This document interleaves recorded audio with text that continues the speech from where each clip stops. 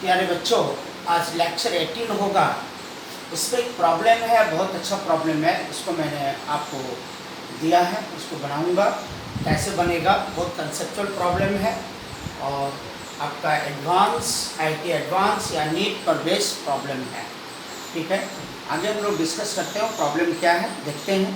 और इस लॉकडाउन में जो है आप लोग ज़्यादा से ज़्यादा समय का उपयोग करें और पढ़ें। जितना मैं पढ़ाया हूँ उसका नोटबुक तैयार करें और जो भी है डाउट्स रहता है मैं बार बार कहता हूँ आप पूछें और अपना नोटबुक तैयार करें तो उसको रिवाइज भी करते रहें। ठीक है, तो आगे चलता हूँ। प्रॉब्लम क्या है हम लोग देखते हैं।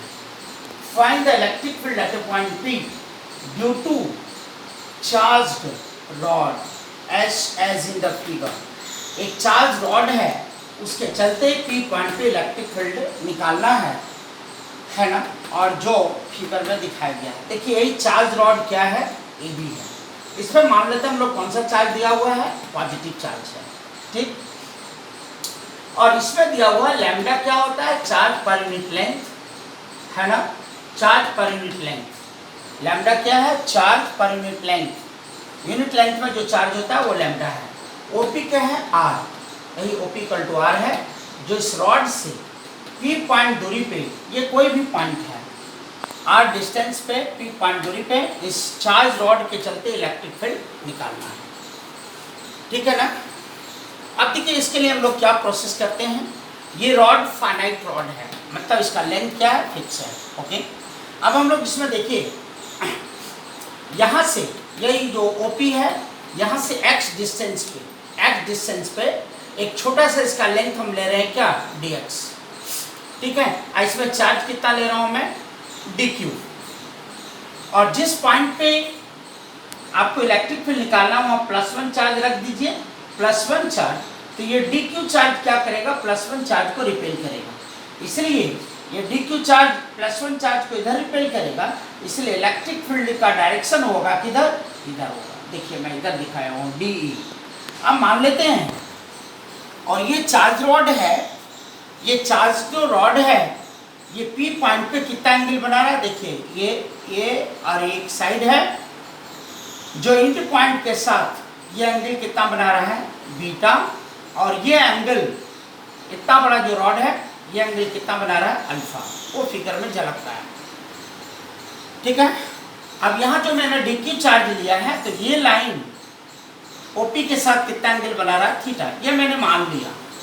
लेकिन ये चार्ज रॉड है, ये P पॉइंट पे एंगल कितना बना रहा है, इस परपेंडिकुलर डिस्टेंस क्या, OP से बीटा, और इधर कितना बना रहा है, अल्फा। ठीक है, अब ये चार्ज इसको क्या करेगा, रिपेल करेगा। तो D ये थीटा हो गया, जिसको थीटा हम लोग माने हैं। x डिस्टेंस पे एक छोटा सा चार्ज ले रहा है dq, ऑफ लेंथ क्या, dx। ओके, अब ये थीटा होगा तो इसका अपोजिट लेंथ, ये भी एंगल क्या हो जाएगा, थीटा। इसका एक कंपोनेंट इधर क्या हो जाएगा, d cos थीटा, और इधर क्या हो जाएगा, d sin थीटा। अब ध्यान से सुनिएगा, ये d cos थीटा क्या है, इधर है। इलेक्ट्रिक फील्ड का डायरेक्शन d cos थीटा जो रॉड के परपेंडिकुलर है, और एक कंपोनेंट d sin थीटा वो क्या है, रॉड के पैरेलल है। ठीक है, तो d cos theta is perpendicular to the rod AB and d sin theta is parallel to the rod क्या, AB। अब हम लोग इसको समझ चुके हैं। अब चलते हैं D क्या है, small electric field due to the charge dq at point P। क्या होता है फार्मूला, D मतलब E। इलेक्ट्रिक फील्ड का फार्मूला क्या होता है, kq/r। तो k ये चार्ज कितना है, dq बाई r, यहाँ से इस पॉइंट का डिस्टेंस। तो ये देखिए r है, ये x है, ये क्या हो जाएगा, इस एंगल में हाइपोटेनस। तो √r² प्लस क्या, x², यानी इसका डिस्टेंस हो जाएगा dq का P पॉइंट से डिस्टेंस √r² प्लस क्या, x²। ठीक है, और चूंकि हाथ होता है kq/r², तो रूट हुआ, तो आप स्क्वायर करेंगे तो रूट खत्म हो जाएगा। ये आ गया E का वैल्यू, D का वैल्यू। मैंने अभी कुछ कहा आपको, इसका एक कंपोनेंट d cos थीटा क्या है, रॉड के परपेंडिकुलर है, इसलिए इलेक्ट्रिक फील्ड परपेंडिकुलर में दे रहा हूँ, परपेंडिकुलर साइन हुआ। अब बताइए परपेंडिकुलर कौन है, d cos थीटा, उसको इंटीग्रेट कर देंगे। ठीक है, तो इसके चलते परपेंडिकुलर डायरेक्शन में टोटल इलेक्ट्रिक फील्ड निकल जाएगा। तो D का वैल्यू यहाँ रख दो, k dq/r² प्लस क्या, x², अब cos थीटा का वैल्यू क्या होता है? cos थीटा इक्वल टू क्या होगा? Base by hypotenuse. बेस कितना है? r, हाइपोटेनस कितना होगा? Root under R square plus x square. cos theta का वैल्यू हमने लिख दिया। अब चलते हैं, तो ई परपेंडिकुलर के और डी क्यू का वैल्यू देखिए, यूनिट लेंथ में कितना चार्ज है? लैम्डा। तो हम लोग रॉड का कितना लेंथ ले रहे हैं? dx, तो लैम्डा dx हो जाएगा, ठीक है। यूनिट लेंथ में चार्ज लैम्डा है, तो dx लेंथ में कितना होगा? लैम्डा dx, वही हो जाएगा dq। तो dq की जगह हम लोग क्या लिखे? लैम्डा dx, ये dq का वैल्यू हो गया, और क्या r यहाँ से आ जाएगा। k कांस्टेंट है, मैंने बाहर निकाल दिया, इसको रिलेशन क्या मान लिया? 1। अब देखिए इसमें इंटीग्रेशन का जो वेरिएबल्स है उसी को हम लोग निकालेंगे। इसमें इंटीग्रेशन का क्या वैल्यू है? dx by R square plus x square पे पावर 3/2, इसी को इंटीग्रेट करना। बाद बाकी k लैम्डा r ये कांस्टेंट है, तो मैं इसको निकाल लिया क्या? dx बाई इतना का इंटीग्रेशन, इसको माना इक्वेशन 2। अब let tan theta equal to क्या होगा? tan theta equal to perpendicular by क्या? Base, so x by r, तो x equal to r tan theta.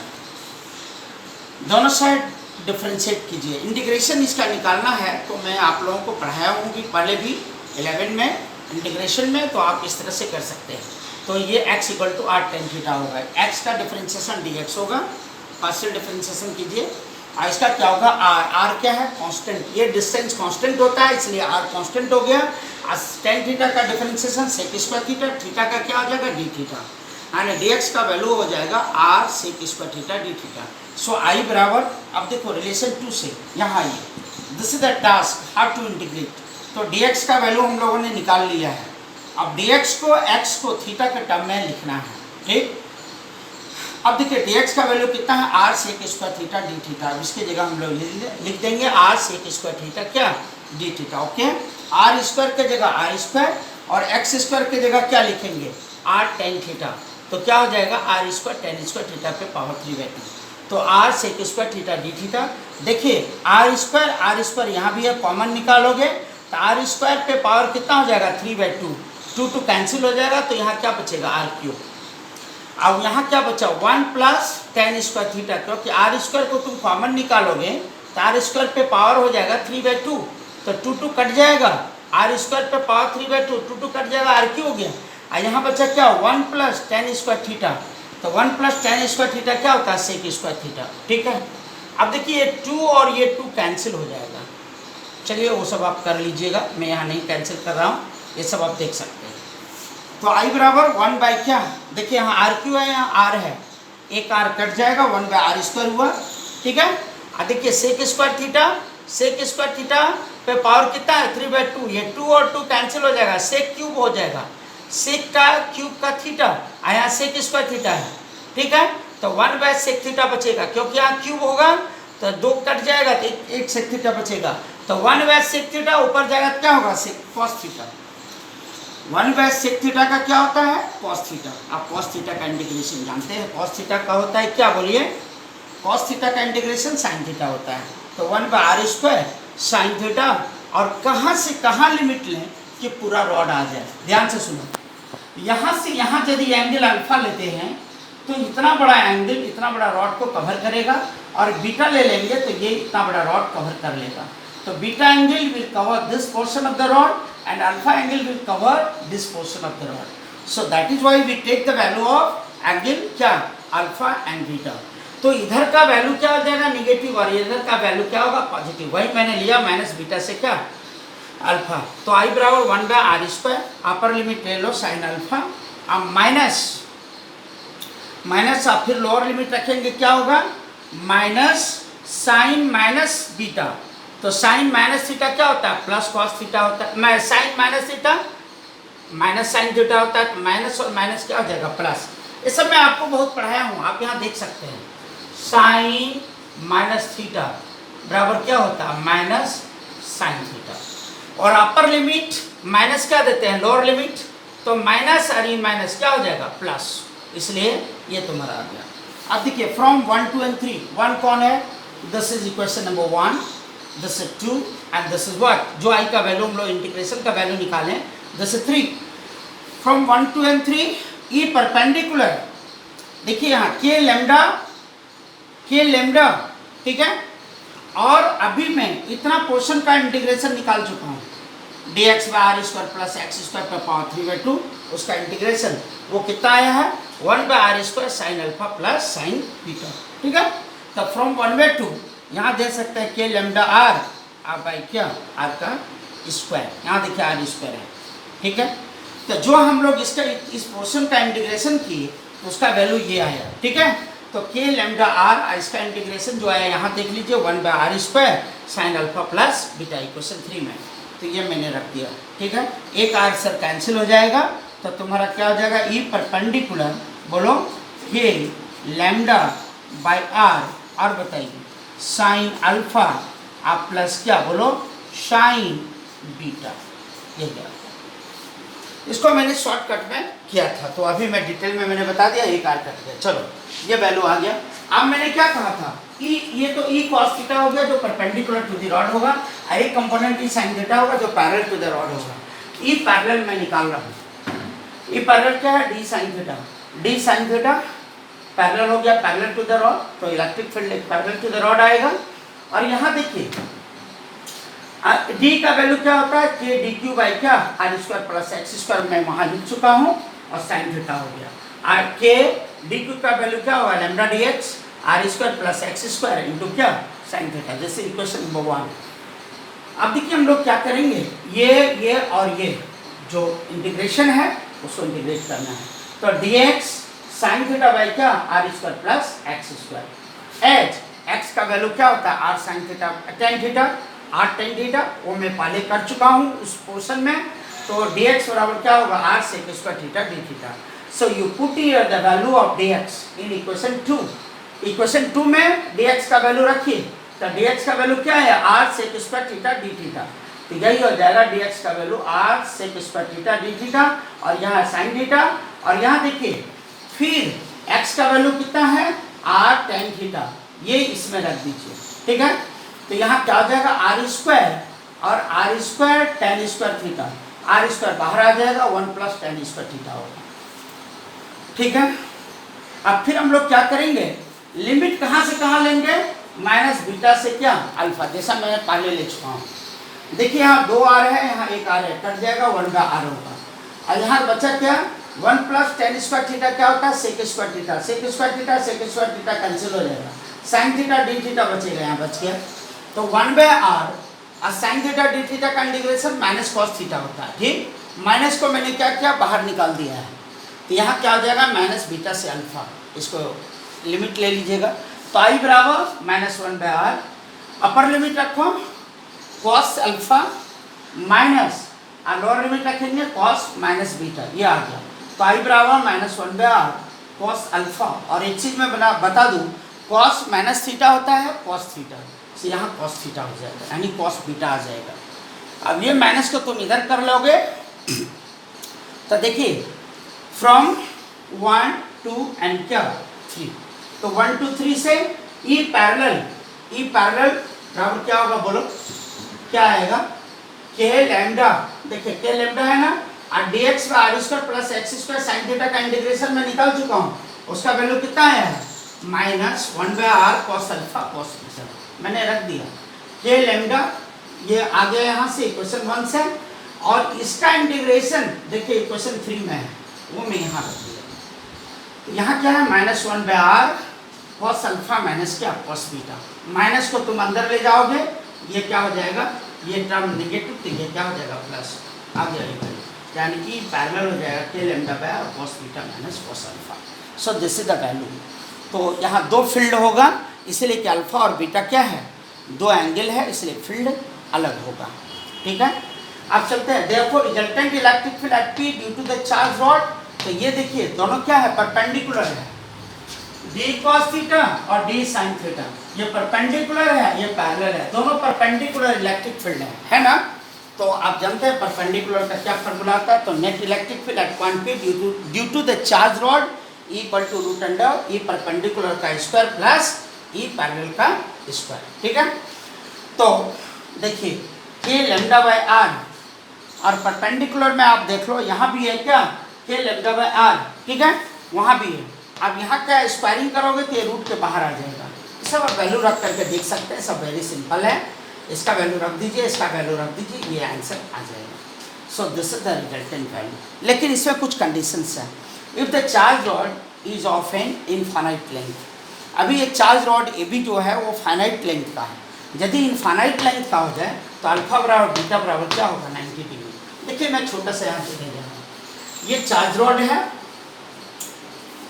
ठीक है, और ये इनफाइनाइट लेंथ का है, इसलिए मैं इधर डॉट डॉट डॉट दिखा रहा हूँ। तो ये जो है ना, ये एंड पॉइंट इंफिनिटी पे जाके मिलेगा, क्योंकि ये रॉड बहुत इधर बड़ा है। तो ये बीटा कितना हो जाएगा, लगभग 90 डिग्री। अब फिर ये यहाँ नहीं है, फाइनाइट लेंथ का नहीं है जो अल्फा बना रहा है, ये चूंकि रॉड बहुत बड़ा है, ये एंगल कहाँ चला जाएगा इंफिनिटी पे, ये भी 90 डिग्री। तो अल्फा और बीटा दोनों क्या हो जाएगा, 90 डिग्री। तो you put here the value in place of alpha and beta 90 degree. तो साइन 90 साइन 90 क्या हो जाएगा बोलिए, तो के लेमडा बाय आर साइन 90 हो जाएगा 2, तो 2 के लेमडा बाय आर, ये आ गया। यदि इनफाइनाइट लेंथ का चार्ज रॉड है तो पी पॉइंट पे परपेंडिकुलर इलेक्ट्रिक फील्ड यही आएगा। पैरेलल, फिर पैरेलल वाला फार्मूला हम निकाल चुके हैं। यहाँ देखिए, वहाँ लेमडा और अल्फा और बीटा का वैल्यू 90 डिग्री रख दो, cos 90 क्या होगा 0, ये भी 0, इसलिए पैरेलल यहाँ क्या हो जाएगा 0। यानी यदि infinite rod of the charge rod है तो वहाँ पैरेलल कोई फील्ड नहीं होगा, ओनली परपेंडिकुलर फील्ड होगा, उसका वैल्यू दिया होगा। इसको आप फार्मूला की तरह ये याद रखिएगा, ये फार्मूला की तरह ये याद रखिएगा, फार्मूला की तरह ये याद रखिएगा। इस सब इंजीनियरिंग और मेडिकल के लिए बहुत इंपॉर्टेंट फार्मूला है। Resultant electric field at point P due to an infinite charge rod, तो क्या हो जाएगा, ई पैरेलल तो 0 हो गया, तो ई परपेंडिकुलर केवल बचेगा, वही हो गया ई 2 के लैम्डा बाई क्या आर। अब कहता है इफ अल्फा बराबर बीटा, यदि दोनों बराबर हो तब क्या होगा, देन परपेंडिकुलर 2 के लैम्डा बाई आर कैसे होगा देख लीजिए। अल्फा बराबर बीटा हो, देखो यहाँ फार्मूला है, अल्फा बराबर क्या बीटा, यहाँ देखिए। तो यदि अल्फा बराबर बीटा है तो साइन अल्फा, अब बीटा जगह फिर अल्फा रख दीजिएगा, तो साइन अल्फा कितना हो जाएगा 2 साइन अल्फा, तो 2 के लेमडा बाई आर इंटू क्या साइन अल्फा, यही आ गया 2 के लेमडा बाई आर इंटू क्या ये, हाँ तो ये इस केस में तो साइन अल्फा कितना हो जाएगा 90 डिग्री, ये तो मैं बता ही चुका हूँ, यही है, ये लेमडा और ये परपेंडिकुलर, तो दोनों का ही वैल्यू आ जाएगा, ठीक है। अब हम लोग चलते हैं, क्योंकि पैरेलल 0 हो गया, यदि इनफाइनाइट लेंथ का ये परपेंडिकुलर बचेगा, केवल यही आ गया। ये दोनों यदि बराबर है तो ये परपेंडिकुलर क्या हो जाएगा 2 के लेमडा बाई क्या आर। अब क्यों होगा मैं बता चुका हूँ, sign alpha plus sine beta होता है, तो बीटा की जगह अल्फा रख देना, तो 2 साइन अल्फा हो जाएगा, 2 यहाँ आ गया। अब देखिए ये पैरेलल क्या हो जाएगा 0, क्यों, आपका फार्मूला क्या है यू सी हियर, अल्फा बराबर क्या दीजिएगा बीटा, तो बीटा जगह अल्फा रख दो, तो cos alpha minus cos alpha 0 हो जाएगा, यहाँ भी कोई फील्ड नहीं होगा। यानी कहने का मतलब है यदि इनफाइनाइट लेंथ का रॉड है, ठीक है, तो जो परपेंडिकुलर इलेक्ट्रिक फील्ड होगा उसको याद रखिएगा 2 के लेमडा बाई आर, और यदि अल्फा बराबर बीटा हो ओनली परपेंडिकुलर फील्ड होगा 2 के लेमडा बाई आर इंटू क्या साइन अल्फा। पैरेलल में कोई फील्ड नहीं होगा, यहाँ भी मैं आपको दिखा दिया हूँ नहीं होगा, और इस तरह से हम लोग इसको निकाल सकते हैं। वेरी वेरी कंसेप्चुअल क्वेश्चन है, और इस तरह का चांस रहता है आईटी, एडवांस, जीमेंस, नीट वगैरह में आने का चांस रहता है। तो नीट में यदि ये क्वेश्चन आएगा तो आपको यदि फार्मूला याद है तो फटाफट आप निकाल सकते हैं। फार्मूला तो मैं सबको ब्लॉक में दे दिया हूँ, वो सब फार्मूला याद रखिए, वैल्यू आप निकाल सकते हैं। तो ठीक है, हम लोग नेक्स्ट डे बात करेंगे फिर।